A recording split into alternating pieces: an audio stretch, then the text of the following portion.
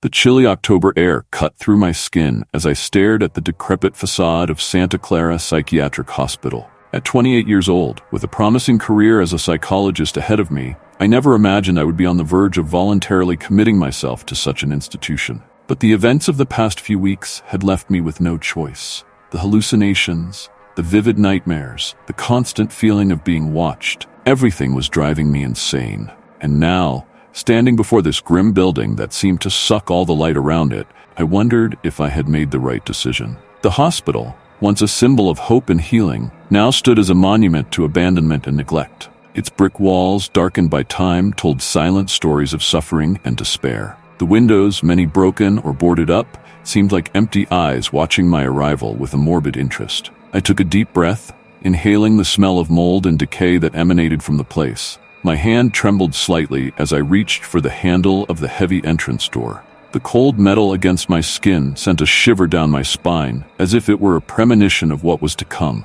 With one last glance at the outside world, I stepped into what would be my new home for the next few days. Or perhaps, I feared, forever. The inside of the hospital was a study in contrasts. The entrance hall, though visibly old, was surprisingly well preserved. A large crystal chandelier hung from the high ceiling, casting a dim, flickering light on the cracked marble floor. The walls, once white, now displayed a yellowed hue, with moisture stains forming grotesque patterns that seemed to move in the corner of my eyes. A middle-aged receptionist, with a face that seemed to have forgotten how to smile, greeted me in a monotone voice. "Name? Olivia Cardoso," I replied, my voice sounding strange to my own ears. She checked a list, her eyes narrowing for a moment. "Ah, yes, the voluntary admission." There was something in her tone that made me question if voluntary was really the right word. "Please wait over there. Dr. Mendez will be with you shortly." I sat in a creaky wooden chair, observing the surroundings. The silence was oppressive, broken only by the constant ticking of an old clock on the wall. Each second seemed to last an eternity. As I waited, my mind wandered to the events that had brought me here. It all started about a month ago, when I found an old photograph in the attic of my parents' house. The picture showed two identical girls, around 5 years old, smiling at the camera. One of them was me, but the other I didn't recognize. When I asked my mother about the photo, her reaction was pure terror. She snatched the photograph from my hands, tearing it to pieces before I could stop her. Never mention it was that night the nightmares began. Vivid dreams where I was trapped in a dark room, hearing childish laughter and scratching on the walls. And always, there was a mirror. In it, I saw my reflection, but it wasn't me. It was someone, something, wearing my face like an ill-fitting mask. The days that followed were a blur of terror and confusion. I started seeing things out of the corner of my eye, a figure disappearing around a corner, a face in the window that vanished when I looked directly. Mirrors became my enemies. I covered them or turned them to the wall, unable to bear the feeling that my reflection had a life of its own. My parents vehemently denied any knowledge of a twin sister, but I could see the fear in their eyes. They whispered to each other when they thought I couldn't hear them, exchanging loaded glances full of an old, deep guilt. When the hallucinations began affecting my work, I knew I needed help.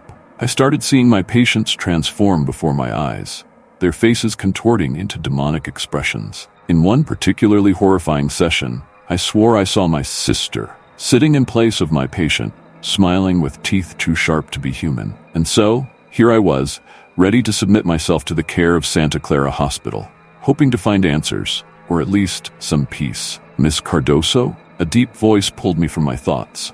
I looked up to see a tall man with graying hair and piercing eyes.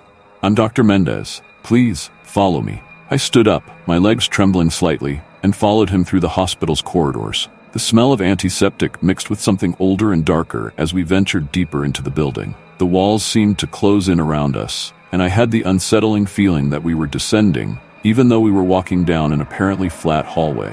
"Your case is intriguing," Dr. Mendez said as we walked. "It's not common for us to receive psychologists as patients, especially not with such a peculiar history." I swallowed hard. "What exactly do you know about my case?" He stopped abruptly, turning to face me. His eyes seemed to pierce my soul as he said, "More than you think, Miss Cardoso. Or should I say, little sister?" I felt my blood run cold. Before I could react, a door opened beside me, and strong hands pulled me inside. The last thing I saw before darkness engulfed me was Dr. Mendez's smile. a smile identical to the girl in the photograph. The darkness was absolute. For a moment, I thought I had lost consciousness, but the pungent smell of mold and the sharp cold against my skin told me I was fully awake. I tried to move, only to discover that my wrists and ankles were bound. Panic began to rise in my throat. "Welcome back, Olivia." Dr. Mendez's voice sounded close, but I couldn't pinpoint him in the darkness. Or should I say, welcome back to reality? A dim, bluish light flickered on, revealing a small, decrepit room. The walls were covered in scratch marks and unintelligible writings. In the center was a metal chair to which I was bound. In front of me stood a full-length oval mirror, its surface stained and foggy. "What's happening?" My voice trembled as I spoke. "Why am I here?" Dr. Mendez emerged from the shadows, his eyes gleaming with a disturbing intensity. "You're here to remember, Olivia, to face the truth you've been denying for so long." He approached the mirror, running his hand over its surface. The glass rippled like water, and for a moment I swore I saw a face. My face, but not quite, smiling back at me. "Your sister was never an illusion, Olivia. She's as real as you, maybe even more real." I shook my head, tears beginning to well up in my eyes. "No, that's not possible. My parents..." "Your parents lied," he interrupted harshly. "They lied to protect you, or maybe to protect themselves from the guilt." Dr. Mendez started pacing the room, his voice taking on an almost hypnotic tone. 23 years ago, 2 girls were brought to this hospital, identical twins, both exhibiting unusual abilities. Your parents, frightened and unsure of what to do, agreed to an experimental treatment. My heart was pounding so hard I feared it would burst. Fragments of memories began to surface. Muffled screams, the smell of antiseptic, the cold touch of metal instruments. The goal was simple. The doctor continued, to separate the good from the evil, to create a perfect child free of negative impulses or dark thoughts. And it worked, in a way. He stopped in front of the mirror again, and this time I was sure I saw movement inside it. But you can't simply erase a part of someone. The darkness we removed from you, Olivia, didn't disappear. It became something else. As if responding to a silent command, the mirror began to ripple violently. A figure started to emerge from its surface. First a hand, then an arm, and finally, I screamed. Before me stood a distorted version of myself. Her face was identical to mine, but her eyes were black pools of pure malice.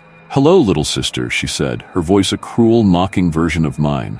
"Did you miss me?" Panic seized me. I struggled against the restraints, screaming for help, for mercy, for anything that could save me from this nightmare. "Don't fight it, Olivia," Dr. Mendez said, his voice now distant, echoing. "It's time for you to become whole again."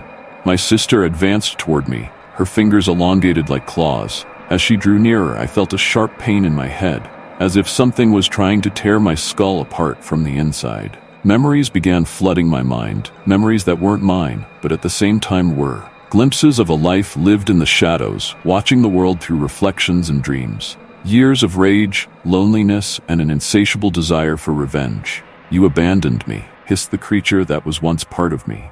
"You left me to rot in that limbo while you lived your perfect life." She was inches away from me now, her foul breath on my face. "But now, little sister, we'll become one again." With a scream that seemed to come from another world, she plunged into me. It felt like my body was being torn into 1,000 pieces and then stitched back together the wrong way. Waves of memories and emotions hit me. Joy, sadness, love, hate, all mixed in a chaotic swirl. I don't know how long it lasted. It could have been seconds or centuries. When I finally opened my eyes, I was alone in the room.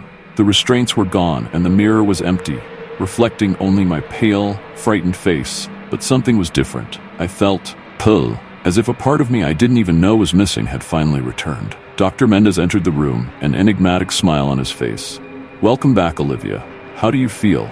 I stood up slowly, testing my body as if it were something new and unfamiliar. "I feel different." "Of course you do," he replied.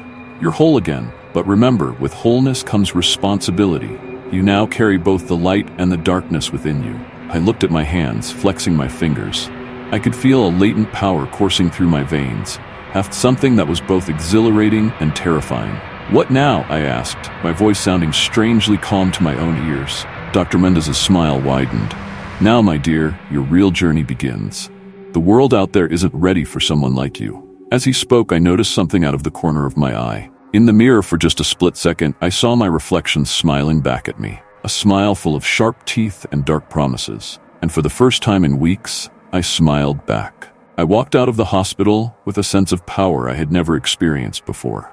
Every step I took seemed to make the ground tremble slightly, and the streetlights flickered as I passed. It was as if the entire world was responding to my newly unified presence. My parents were waiting for me at home, their faces tense with worry and guilt.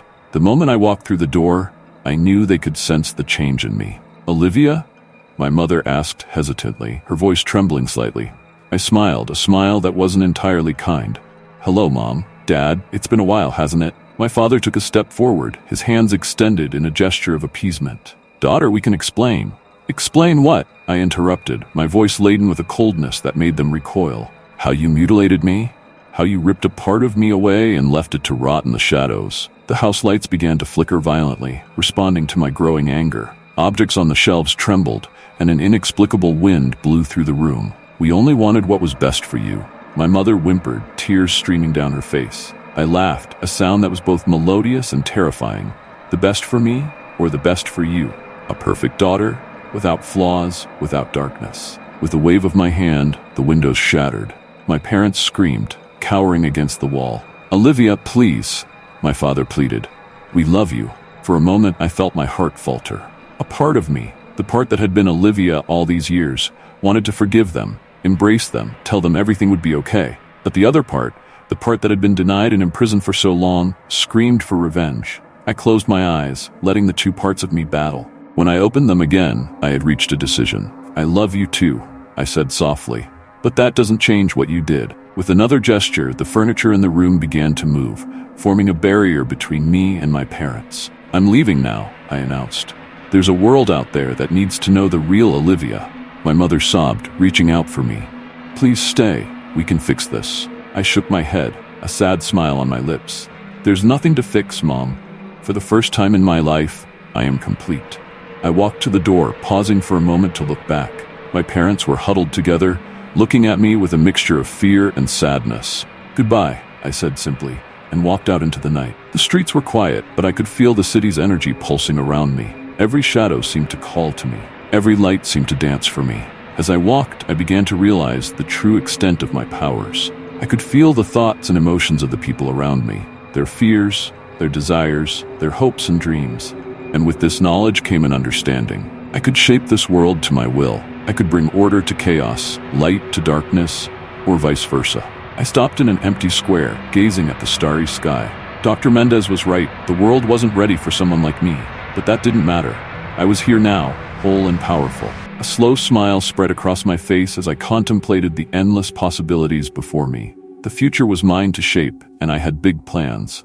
"Get ready," I whispered to the night. "The real Olivia has arrived." And with those words, I took the first step towards my new destiny, leaving behind the world I once knew and stepping into a universe of infinite possibilities. The months that followed were a torrent of change and discovery. While the world continued its daily routine, I moved in the shadows, testing the limits of my new powers and understanding the vastness of my potential. Soon, stories began to circulate, rumors of a mysterious figure capable of impossible feats. Some called me an angel, others a demon. The truth, as always, lay somewhere in between. I used my powers in ways even I hadn't expected. I healed the sick with a touch, but I could also inflict pain with a mere glance. I brought rain to barren, dry lands, but I could also conjure devastating storms. The line between good and evil had become as thin as the one that separated my two halves, now united. Dr. Mendez tried to find me, of course. He probably saw himself as a creator seeking his creation. But I was no longer his experiment or his subject. When I finally confronted him, I saw the fear in his eyes, the fear of something he could no longer control or understand. "What have you become, Olivia?" he asked, his voice trembling. I smiled, feeling both compassion and disdain. "Exactly what you wanted, Doctor. Someone capable of changing the world." I let him live, but with the constant reminder of the power he helped create and the consequences of meddling with forces beyond his understanding. As for my parents, I eventually forgave them, not for their sake, but for mine. Carrying the weight of resentment was a luxury I could no longer afford. They would never fully understand who or what I had become, but they learned to accept and perhaps even love the daughter they now had. Over time, I learned to balance the two parts of me. The Olivia that was light and the Olivia that was shadow were no longer separate entities, but aspects of a complex and powerful whole. I realized that my true strength came not from dominating one part over the other, but from embracing both. Years passed and my influence in the world grew. I didn't seek power in the traditional sense. I had no interest in politics or wealth. Instead, I became a force of nature, intervening where I felt necessary, always behind the scenes, always in the shadows. Sometimes I saved lives. Other times I let fate take its cruel course. I learned that I couldn't or shouldn't intervene in everything. The world needed balance, just as I did. And so, as the world turned, I watched and acted, a silent guardian, a force of both creation and destruction. I wasn't a hero, nor was I a villain. I was simply Olivia, in all my complexity and contradiction. As I sat atop a skyscraper, watching the city below, I reflected on my journey. The path that had brought me here was painful, confusing, and often frightening. But every step had been necessary to become who I was now. And now, I asked myself, my voice echoing into the night. The wind blew, carrying with it the whispers of the city, hopes, fears, dreams, and nightmares. I smiled, feeling the weight and lightness of who I was. Now, I answered myself, we continue. The show has only just begun. With those words, I stood and leapt from the building, my body dissolving into shadows before touching the ground. The night embraced me, and I embraced it back. After all, the darkness had always been a part of me. And now, finally, I was a part of it.